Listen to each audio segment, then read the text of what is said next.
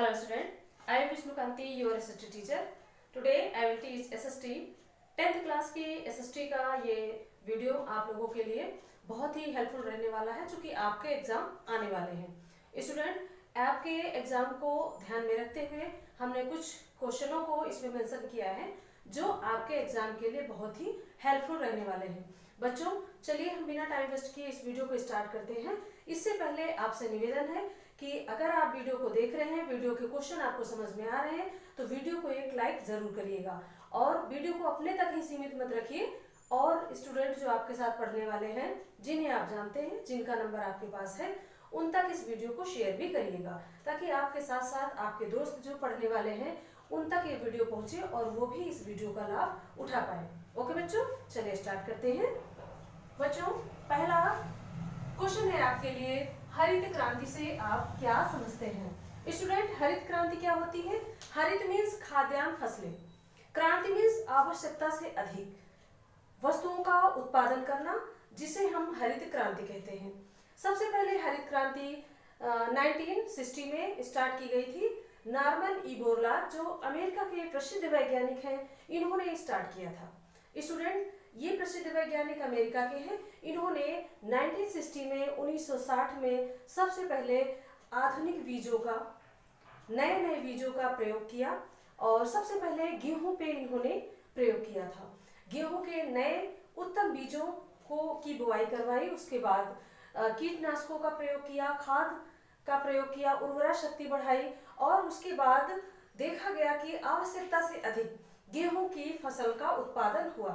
इसके बाद धीरे धीरे क्रांति चलती रही और 1964 में 1964 और 65 के बीच में हमारे देश में भी ये हरित क्रांति स्टार्ट की गई। स्टूडेंट, हरित क्रांति हमारे यहाँ जो स्टार्ट की गई, उस पे MS स्वामीनाथन ने, जो हमारे देश के वैज्ञानिक हैं, भारत के वैज्ञानिक हैं, इन्होंने स्टार्ट करी और इन्होंने भी खाद्यान्न फसलों पे अधिक जोर दिया। सभी मदों का पैसा इस पे खाद्यान्न पे लगाया और चूंकि हमारा देश गुलामी से तभी आज़ाद हुआ था, उसके बाद हमारे देश में खाद्यान्न की बहुत कमी थी और इन्होंने फिर खाद्यान्न पे सभी मदों का पैसा लगाया और खाद्यान्न का नए बीजों का प्रयोग किया गया, जिसकी वजह से उर्वरा शक्ति का प्रयोग किया गया, कीटनाशकों का प्रयोग किया गया, जिसकी वजह से हमारे यहाँ खाद्यान्न फसलों का भरपूर उत्पादन हुआ। जितना सोचा गया था उससे भी ज्यादा उत्पादन हुआ। हमारा देश खाद्यान्न में आत्मनिर्भर हो गया था। ओके बच्चों, इसके बाद अगला क्वेश्चन है आपका, जलोढ़ मिट्टी एवं काली मिट्टी की विशेषताएं। जलोढ़ मिट्टी क्या है बच्चों? बलुई मिट्टी और दोमट मिट्टी का मिश्रण होती है, जिसमें बहुत ही बारीक कण होते हैं, छोटे छोटे कण होते हैं, जिन कणों से ये जलोढ़ मिट्टी का निर्माण होता है और जलोढ़ मिट्टी में पानी धारण करने की क्षमता अधिक होती है, जिसकी वजह से कि फसलें, जो भी फसलें उसमें बोई जाती हैं, जैसे गेहूं, चावल, धान, ऐसी फसलें जिनको कि बोने के बाद बहुत ही अच्छी पैदावार होती है। बच्चों, इसके बाद काली मिट्टी है। काली मिट्टी का निर्माण ज्वालामुखी अपरदन से होता है। बच्चों, ज्वालामुखी की जब निकलती, उसके बाद ज्वालामुखी फटने के बाद जो उसके कण होते हैं, धीरे धीरे वो कण पृथ्वी में मिलने लगते हैं, जमीन में मिलने लगते हैं और जमीन में उस मिट्टी के साथ मिक्स हो जाते हैं और मिट्टी के अंदर जो उर्वरा शक्ति है वो बढ़ जाती है, पोटाश की मात्रा, नाइट्रोजन की मात्रा बढ़ जाती है और ऐसी काली मिट्टी में कपास की फसल, गन्ने की फसल, प्याज की फसल बहुत अच्छी होती है। बच्चों, इसके बाद महात्मा गांधी के सत्याग्रह। महात्मा गांधी के सत्याग्रह किस पर आधारित होते थे? सत्य और अहिंसा पर। सत्य और अहिंसा पर महात्मा गांधी के ये जो आंदोलन थे वो आधारित होते थे। क्या था इनके आंदोलनों में? कि हिंसा आपको नहीं करनी है।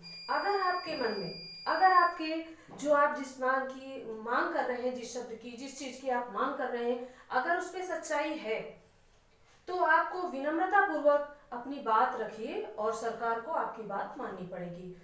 गांधी जी ने हमेशा से सत्य के साथ आग्रह करते हुए अंग्रेजों से अपनी बातों को मनवाया। कई बार उन्होंने भूख हड़ताल भी की थी, जिसके माध्यम से सरकार को इनके सामने घुटने टेकने पड़े थे। ओके बच्चों, इसके बाद आप कह सकते हैं कि भारत में सार्वजनिक वितरण प्रणाली। बच्चों, सार्वजनिक वितरण प्रणाली क्या होती है? सार्वजनिक वितरण प्रणाली सभी को सभी को कम अनाज पर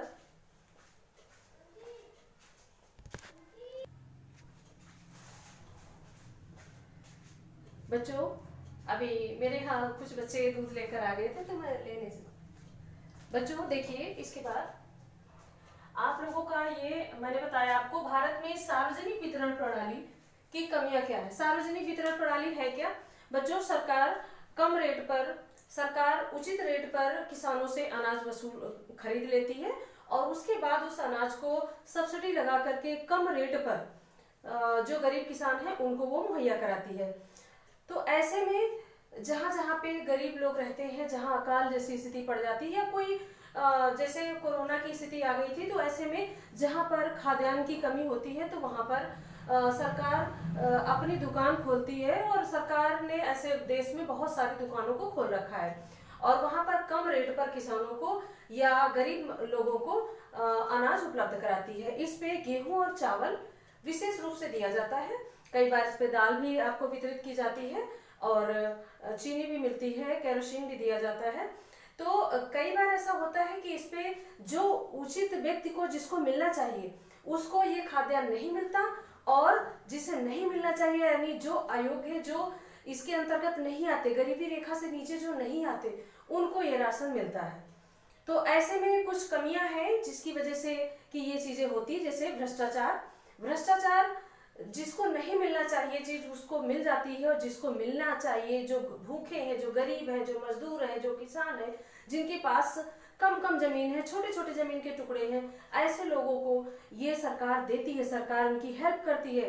तो सरकार की पहुंच तक वो नहीं पहुंचते हैं और उनको वो चीज नहीं मिल पाती है। तो भ्रष्टाचार है, कालाबाजारी है, लाल फीताशाही है, उचित प्रौद्योगिकी का अभाव है, उचित प्रबंधन का अभाव है। ये ऐसी कमियां हैं जो सार्वजनिक वितरण प्रणाली को उस व्यक्ति तक नहीं पहुंचने देती। राजकोषीय घाटा हो जाता है। इस पे चीज अनाज जो है वो गोदामों में पड़े पड़े सड़ जाता है लेकिन लोगों को दिया नहीं जाता। ऐसा क्यों है? क्योंकि उचित प्रबंधन का अभाव है। ऐसी ही चीजें हैं जिसकी वजह से कि ये इसकी उचित लोगों तक, सार्वजनिक सभी लोगों तक नहीं पहुंच पाती है। ओके बच्चों, इसके बाद गांधी जी ने असहयोग आंदोलन क्यों स्थगित किया था? बच्चों 5 फरवरी को गोरखपुर के चौरी चौरा गांव में, गोरखपुर जिले में एक चौरी चौरा गांव है, इलाहाबाद के पास पड़ता है, वहां पर कुछ आंदोलनकारी जा रहे थे जुलूस निकालते हुए। तो वहां पर एक थाना था और उस थाने में जो सिपाही तैनात थे वहां पर उन लोगों ने उन आंदोलनकारियों पर लाठीचार्ज कर दिया था। जबकि आंदोलनकारी कोई हिंसा नहीं कर रहे थे, वो आंदोलन करते हुए शांतिपूर्वक आंदोलन करते हुए जा रहे थे। लेकिन जब उन पर लाठीचार्ज किया अंग्रेजों ने और उन पे हंस रहे थे, उनका मजाक बना रहे थे, तो लोगों को गुस्साई भीड़ ने एक पुलिसकर्मी था, एक थानेदार था और 22 पुलिसकर्मी थे, जिनको सबको इकट्ठा करके थाने के अंदर बंद कर दिया और बाहर से आग लगा दी। उसमें पूरे 23 सिपाही थे और सारे के सारे जल करके राख हो गए। इस वजह से गांधी जी ने असहयोग आंदोलन को वापस ले लिया था। इसमें कई लोगों ने इसका विरोध भी किया लेकिन फिर भी गांधी जी अपनी बात पर अडिग रहे और इस आंदोलन को वापस ले लिया था। इसके बाद अगला क्वेश्चन बच्चों, आर्थिक गतिविधि किसे कहा जाता है? बच्चों आर्थिक गतिविधि, अर्थ कमाने की वजह से जो गतिविधियां की जाती है, जो कार्य किया जाता है उसे आर्थिक गतिविधि कहते हैं। इसे हम कह सकते हैं प्राथमिक क्षेत्रक, द्वितीयक क्षेत्रक, तृतीयक क्षेत्रक, इनके अंतर्गत जो काम किया जाता है, जो अर्थ हमें प्राप्त होता है वही आर्थिक गतिविधि होती है। संगठित क्षेत्र और असंगठित क्षेत्र में जो कार्य किया जाता है वो आर्थिक गतिविधि है। सार्वजनिक और निजी क्षेत्र में जो कार्य किया जाता है वो भी क्या है? आर्थिक गतिविधि है। इसके बाद अगला क्वेश्चन है संघवाद की विशेषताएं। बच्चों हमारा देश संघ शासित प्रदेश है, संघ शासित देश है, क्योंकि हमारे यहाँ एक नहीं बल्कि 2 स्तर की सरकार है, एक केंद्र सरकार और दूसरी राज्य सरकार। दोनों आपसी मेलजोल से हमारे देश की जो शक्तियां हैं उनका विकेंद्रीकरण हुआ है और दोनों आपस में मेलजोल करके हमारे शासन का संचालन करती है, देश की जनता को कंट्रोल करती है। तो क्या है? हमारा देश संघ शासित देश है और हमें क्या करना है? यहाँ पे संघ शासित क्या है ये आपको बताना है। संघ मीन्स एक से अधिक पार्टियां सत्ता पे काबिज रहे, एक से अधिक शक्तियां सत्ता पे काबिज रहे। तो हमारे देश में एक से अधिक शक्तियां हैं, केंद्र और राज्य स्तर, जिला स्तर, गांव स्तर, ब्लॉक स्तर, ये अलग अलग शक्तियों का बंटवारा है। ठीक है ना, तो आप इसी प्रकार से इसे लिख सकते हैं। इसके बाद तमिल को आधिकारिक भाषा बनाने के लिए क्या क्या कार्यवाही करनी पड़ी थी। बच्चों, तमिल जो श्रीलंकाई जो तमिल है, उनको तमिल भाषा को अपनी राजभाषा बनाने के लिए क्या क्या संघर्ष करने पड़े। किसी भी चीज को अगर रूढ़िवादी लोग भी वहां होते हैं और आधुनिक तरीके के लोग भी रहते हैं वहां पर। तो लिट्टे नाम की एक संस्था बनाई गई। पहले तो बहुत सारी पार्टियां बनी जिन्होंने राजभाषा बनाने के लिए तमिल को बहुत जोर दिया, लेकिन राजभाषा नहीं बनाई गई। उसके बाद लिट्टे नामक जो संस्था है, लिट्टे नामक एक संगठन तैयार किया गया जिसमें लिट्टे तमिल ईलम क्या है वो 1980 में संगठन को बनाया गया और संगठन ने पूरा जोर दिया कि तमिल को राजभाषा बनाया जाए। बच्चों, इसके बाद तमिल राजभाषा 1980 में बनाई गई थी। ओके बच्चों, इसके बाद अगला क्वेश्चन है सामुदायिक संगठन एवं राष्ट्रीय संसाधन। सामुदायिक संसाधन और राष्ट्रीय संसाधन। सामुदायिक संसाधन क्या है? जिसपे देश के सभी लोगों का अधिकार होता है। देश के सभी लोगों का अधिकार होता है, जैसे जहाँ पे जैसे शमशान घाट है, जैसे बागान है, चारागाह है, इनमें क्या है, सभी लोगों का सामूहिक रूप से अधिकार होता है। राष्ट्रीय संसाधन क्या है? राष्ट्र के अंदर कोई भी, जैसे धातु निकलती है, जमीन से कुछ निकलता है, और देश के बाहर जो समुद्री हमारा क्षेत्र है, 200 किलोमीटर का जो हमारा समुद्री क्षेत्र है, वहां तक अगर कोई भी वस्तु निकलती है, जमीन के अंदर से निकलती है, जैसे कोई धातु निकल आई, सोना, चांदी, आवरक, लोहा, कोयला, ऐसा कोई भी धातु निकलता है, वन एवं वन्य जीव संसाधन अगर कुछ भी है, तो उस पर किसका अधिकार होता है? राष्ट्र का अधिकार होता है। बच्चों, आप लोगों को ऐसे ही लिखना है, राष्ट्र का उस पर अधिकार होता है। वन और वन्य जीवों का जो संसाधन करते हैं, इनमें क्या है, जो भी वनों की वन संपदा है उस पर राष्ट्र का अधिकार होता है। ठीक है बच्चों, ऐसे ही आपको लिखना है। इसके बाद यूरोप में राष्ट्रवाद के उदय के कारण। यूरोप में राष्ट्रवाद के उदय के क्या कारण थे? क्यों राष्ट्रवाद का उदय हुआ? तो सबसे पहली बात तो है मध्यम वर्ग का उदय हुआ। मध्यम वर्ग पढ़ा लिखा सामने आया, जिसका कि वो बहुत ही दबे कुचले थे, और क्या था, इनकी कोई रिस्पेक्ट नहीं थी समाज में। पढ़ा लिखा समाज था, सभी करों को अदा करता था, सभी प्रकार के कर वो देता था, लेकिन उसकी कोई समाज में रिस्पेक्ट नहीं थी।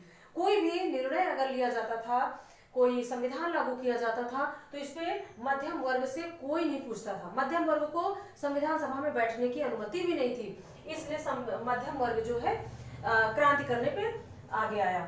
उदारवादियों की वजह से रूढ़िवादी और क्रांतिकारियों, इन सब ने मिलकर के यूरोप में राष्ट्रवाद के उदय को जन्म दिया। इसके बाद बच्चों अगला क्वेश्चन है सविनय अवज्ञा आंदोलन किन परिस्थितियों में प्रारंभ किया गया? सबसे पहली तो बात, सविनय अवज्ञा आंदोलन भारत में प्रारंभ किया गया, गांधी जी के द्वारा प्रारंभ किया गया। विनय पूर्वक अपनी सच्चाई को, अपनी बात को विनम्रता पूर्वक सरकार के सामने रखना।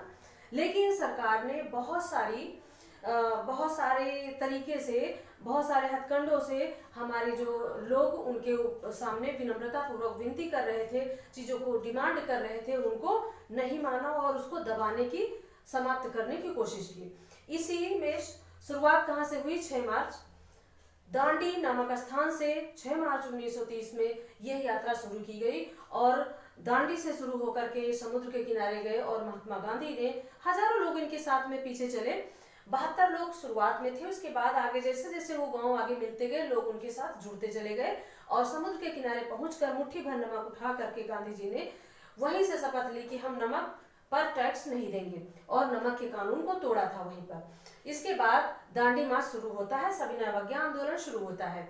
कई बार सरकार के सामने विनम्रता पूर्वक विनती की गई, सरकार ने एक भी विनती नहीं मानी।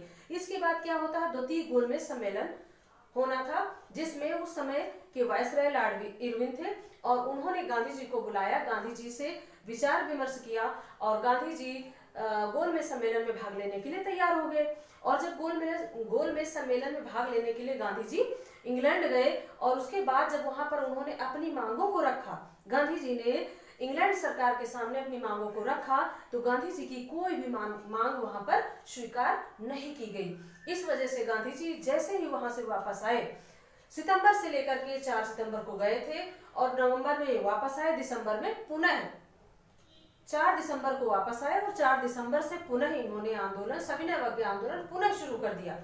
लेकिन अंग्रेजों की सरकार की जो नीतियां थी, उन्होंने भरसक प्रयास किया कि यह आंदोलन शुरू ना हो और जगह जगह इस आंदोलन को दबाने का प्रयास किया गया और 34 में इस आंदोलन को दोबारा से समाप्त कर दिया गया। ओके बच्चों, सरकार का, गांधी जी का नियम क्या था कि आंदोलन को तेजी से शुरू करना और जैसे जैसे आंदोलन आगे बढ़े पूरे देश में इसका विस्तार हुआ। सबसे बड़ी बात यह हुई इस आंदोलन में कि महिलाओं ने बढ़ चढ़कर हिस्सा लिया। सबसे पहला आंदोलन ऐसा था जिसमें महिलाओं ने बढ़ चढ़कर हिस्सा लिया, किसानों ने बढ़ चढ़कर हिस्सा लिया। पूरे देश में यह आंदोलन, पूरा देशव्यापी आंदोलन था। और इसके बाद जब आंदोलन होता है 1942 का भारत छोड़ो आंदोलन, तो पूरा देशव्यापी आंदोलन हो जाता है।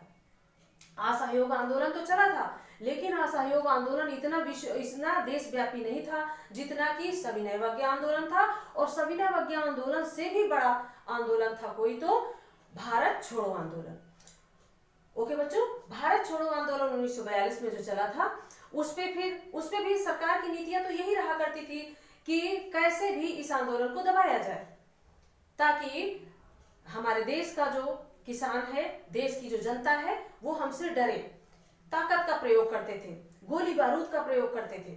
आप लोगों ने देखा होगा जलियांवाला बाग हत्याकांड किस प्रकार से नरसंहार किया गया था अंग्रेजों के द्वारा हमारे भारत के लोगों पर। आप लोग सब जानते हैं इसे, अपनी लैंग्वेज में आप इसे लिख सकते हैं। सबसे पहली बात बच्चों, आपको ध्यान ये रखना है कि कोई भी क्वेश्चन आपको छोड़ना नहीं है। जो भी क्वेश्चन आपको आता है, ऐसा नहीं कि मैंने आपकी जो है क्लास में कोई भी क्वेश्चन आपको पढ़ाया नहीं गया, आपको सभी क्वेश्चन पढ़ाए गए। अगर आपको किताब की लैंग्वेज में लिखना नहीं आ रहा, शब्द आपके दिमाग में नहीं आ रहे, तो आपको अपनी लैंग्वेज में, अपने शब्दों के द्वारा, अपनी लैंग्वेज में क्वेश्चन को जरूर पूरा करके आना है। आपको कोई भी क्वेश्चन एग्जाम हॉल में छोड़ के नहीं आना है। ओके बच्चों, इसके बाद है स्वामित्व के आधार पर संसाधनों का वर्गीकरण। बच्चों, स्वामित्व के आधार पर संसाधनों का वर्गीकरण, स्वामित्व, इस पे हम 4 भागों में इसे बांट सकते हैं। पहला तो व्यक्तिगत संसाधन, सार्वजनिक संसाधन, तीसरा है राष्ट्रीय संसाधन और चौथा है अंतरराष्ट्रीय संसाधन। व्यक्तिगत संसाधन जिसमें किसी एक व्यक्ति विशेष का वर्चस्व हो, व्यक्ति विशेष उसको कंट्रोल करता हो। जैसे कोई प्राइवेट स्कूल है, किसी एक व्यक्ति ने खोला है, उस पे उसका पूरा अधिकार होता है। क्या होता है, ऐसे में व्यक्ति अपना भला पहले देखता है, अपनी इनकम कहां से कैसे करे तो ज्यादा इनकम प्राप्त हो। उसके बाद सार्वजनिक जिसपे समाज के सभी लोगों का अधिकार होता है। ऐसे में क्या है, जैसे चारा बागान, जैसे तालाब में मछली पालन, जैसे देश की नदियां, जैसे शमशान भूमि, ऐसे चारागाह भूमि, ऐसा क्या है जिसपे सभी लोगों का अधिकार हो। कुआं बावड़ी जैसे कि पूरा गांव उस पे पानी पी रहा हो, ऐसी जगह। और इसके बाद आप क्या कह सकते हैं, विकास का महत्वपूर्ण घटक क्या है, विकास का महत्वपूर्ण घटक है आय। अगर आय अच्छी होगी तो देश का विकास अपने आप होगा। आय अगर कमजोर होगी तो देश गरीबी की रास्ते पे आगे जाएगा। तो सबसे बड़ी बात यह है कि आय अगर आपको बढ़ानी है, अगर आपको देश की प्रगति आगे ले जानी है, देश को आगे बढ़ाना है, तो आपको अपनी आय बढ़ानी पड़ेगी, आय के संसाधनों का विकास करना पड़ेगा। ओके बच्चों, मुझे ऐसे लगता है कि आपने सभी क्वेश्चन को पढ़ लिया है, सभी क्वेश्चनों को सुन लिया है। अब अपनी लैंग्वेज में ये सभी क्वेश्चन आपको पेपर में लिख के आने हैं। ओके बच्चों, ध्यान रखिएगा, कोई भी क्वेश्चन आपको नहीं छोड़ना है। आपने मेरा वीडियो देखा, इतना समय दिया, आपके लिए बहुत बहुत धन्यवाद। और पेपर अच्छा करिएगा।